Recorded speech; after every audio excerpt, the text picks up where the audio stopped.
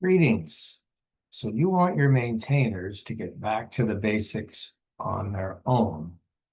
Really? I'm Uptime James, and I'd like to shatter a bit of a myth. First of all, reliability is not some advanced state that you reach after mastering maintenance. It is one of the basics.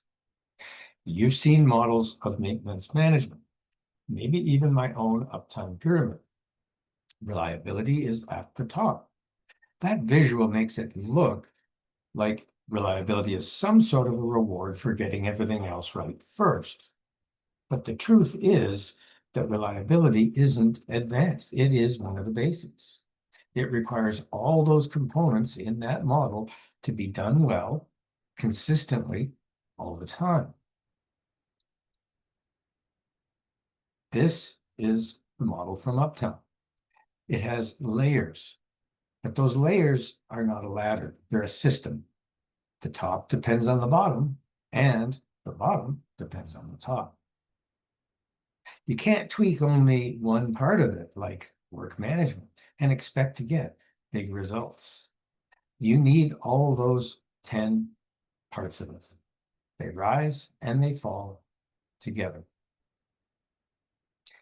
In my uptime training, most people come in already knowing some of the components of that model. They've tried improvements in the past, but they're still not getting high performance, and they just don't know why. We have a lot of discussion around that. We unpack the why, and then we work on the how.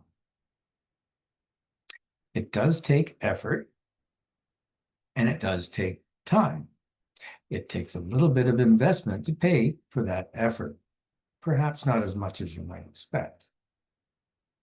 With the right approach, the return can be huge. You can get far more back than you pay for it. Do you want top 5% performance? That'll probably give you better than a 100% return in the first year. You want even more? Well, that's going to take a little longer, maybe 2 or 3 years, but you can get returns of 1,000% or more. I've seen it. It happens. Do you want to be just good with relatively little cost? That seems to make most accountants pretty happy. Why not leverage the expertise of someone who can take you to that top 1% level, learn from them, bring yourself to that top 5% level where you're performing quite well, and if you want, you can then go further. Think of athletes, musicians, top performers in any field. They don't just practice until they get it right. They actually practice a lot more until they can't get it wrong. That's the difference between good and great, top 5% and top 1%. In your operating site, whether it's a mine, a factory, a plant, a utility, you need to produce more safely, and at a lower cost. You need that kind of performance. If you don't have it, why not try to achieve it? Maybe you don't even know that you're not there. Most operations, when they find out their performance isn't the best, will still resist improvement efforts. And why? They'll acknowledge they need it, but then they'll say, but it's not in this year's budget. Come on, really?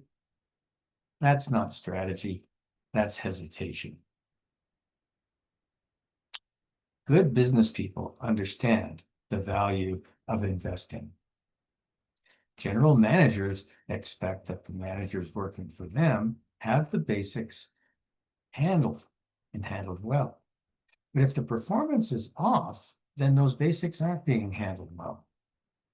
And it's quite possible that those managers don't even realize it.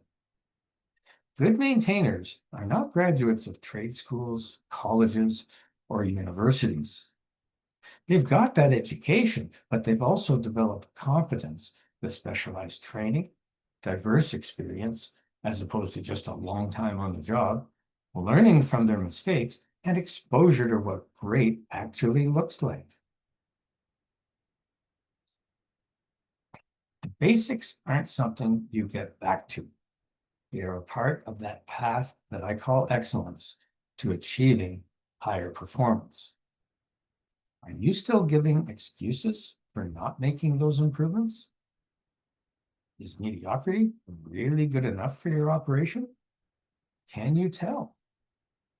Why don't we explore where you are and what's possible? Let's talk. Thanks for listening.